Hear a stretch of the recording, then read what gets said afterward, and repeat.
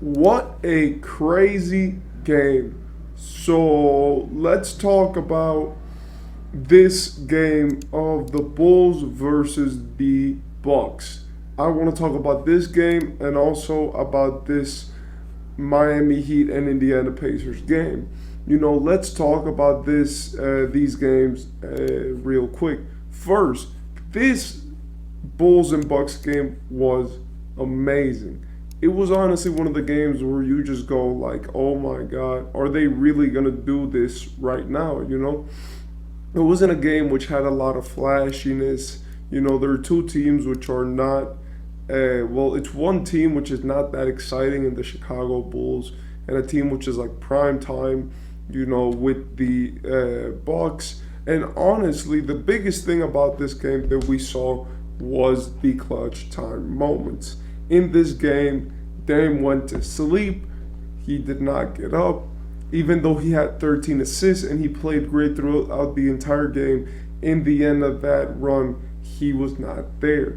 Chris Middleton, cash money, also was asleep, but he did hit a pretty big three, so we do have to give him some props.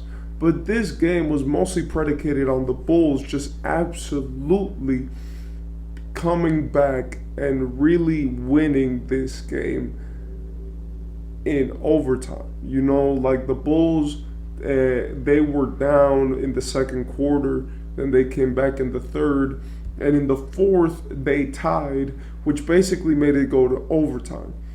This game where there was no Zach LaVine and no DeMar DeRozan, the Bulls won this game mostly because of three main reasons. First, they shot well. They actually played team ball. A lot of their guys played a lot of minutes. Andre Drummond hit his free throws. Secondly, they were able to, have just much better counting stats. They had more rebounds, more assists, more steals, and even though they had less blocks, they had four more assists with only one more turnover, right? So it was like they were in general really just torching them, especially with that offensive rebounding, where the Bulls got 14 offensive rebounds. And then, we had obviously Alex Caruso just absolutely going crazy at the end of this game to really, seal the game for the Bulls. The Bulls played great. They played their heart out. They really did it. And honestly, this game was predicated just on effort. The Bulls, it's obvious that when their stars are out there, they play like they're sleeping. They play with no hunger. They play defeated.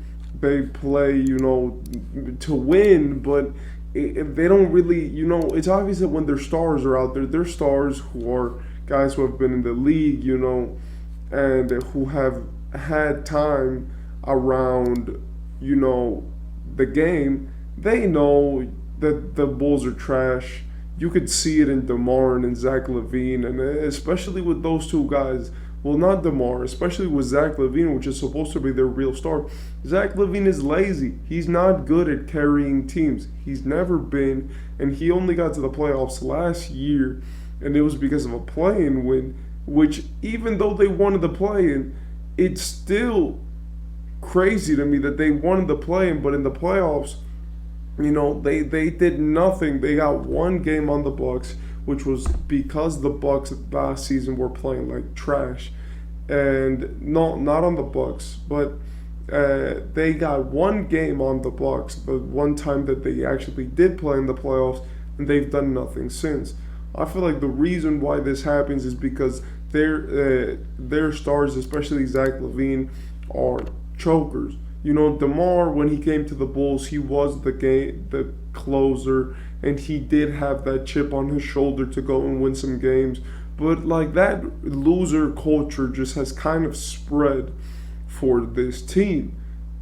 For the Bucks, it was just a bad game. Shout out to Brook Lopez and shout out to Giannis. They actually played really well. The only thing that I will say is that in overtime, Giannis should have done more. You're the superstar. That's what you're entitled to do, right? But then there's another game which I want to talk about.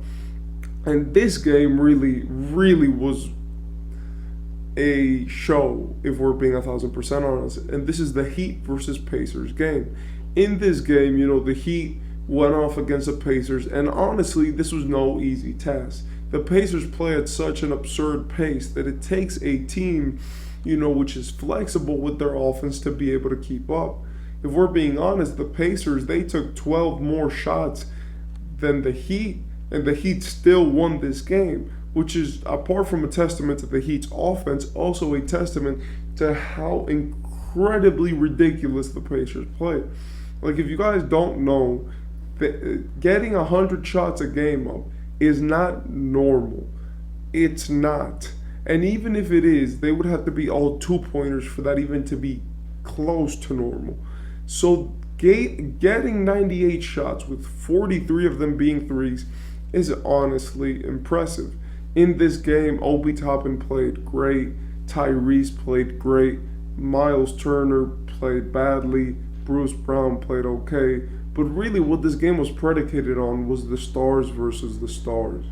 The teams didn't matter that much in this game. Tyrese Halliburton had 44 points, a career high, 10 assists, right? And he had 3 steals, meanwhile only having 2 turnovers and shooting efficiently from everywhere except the free throw line.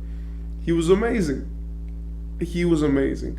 And he tried to get his team, in positive settings and to have a positive impact, but that just didn't happen. And on the other side, we have Jimmy Butler, Jimmy Buckets, which in this game he got 4 offensive rebounds. He got 36 points. He got 3 assists. And even though he had 3 turnovers, it was really because of him leading the offense and being able to be so efficient that this team had such a great comeback. It's not a surprise that the Pacers are tough to beat. They've been tough to beat for this entire season. So going into the fourth quarter, the Pacers had a lead. But in that fourth quarter, the Heat scored 45 points to just seal the Lakers in a 10-point win. And it was amazing, Jaime Jaquez Jr. is finally looking, like one of the guys which we could really look to be a rotational player. Even though he was already getting the minutes, to this game he scored 24, and he scored like 17 in the fourth quarter, which was amazing. Even though Bam had an off game, it is evidence that I think he got injured. And if he didn't, then, even though he had an off game, it is good that we were able to see guys like Thomas Bryant, step off the bench, and Kevin Love be able to contribute with really good shots. We saw Josh Richardson be extremely effective, a guy who has been very good, and Duncan Robinson just lighted up from 3. And really what we can see from all of this mess is that, honestly, hustle beats scoring. And I think that the Pacers are going to have a problem. And the Pacers' problem really is predicated on their defense. The reason why is because you can score 140 points. But the only reason why they're scoring that many points is because they play fast. They don't spend a lot of time. It's Tyrese, take the ball off the floor, make a pass, boom, let's get back on defense. Here we go. But when we see, a team like Miami, which has discipline, which can play, and which has experience with these types of teams, which play fast and are twitchy and whatever, defense wins against those types of teams. And this I had said, I'm sorry, you can't just score 135 points on every team and expect the other team to not score even close to that. It's obvious that when the blowouts are good, they're amazing. But like a team, like the Pacers, they'll go and they'll make so many possessions per game because they play a fast version of offense. And in my opinion, this is what has really separated the Pacers, but also it's their biggest weakness. The reason why they play so fast is because apart from that they can score really well, they can defend really terribly. So when they go and they try to play defense on a team and they try to go and lock them up, it creates a problem for the other team because it's like the other team can go back on the other end, and even though they just scored a three, it's not like they're going to be really guarding you when you get back to the other end. It's just, like whoever scores, and will live with that, right? And that's what it's always been for this team. It's never really been about let's go and let's have fundamental great offense with good defense. It's let's go score as many points as we can, and on defense, try. And honestly, that has worked, but against good teams which can game plan for that type of stuff, it's gonna be harder to get wins. But yeah, that was those two games, and I hope you enjoyed this video. See you later. Peace.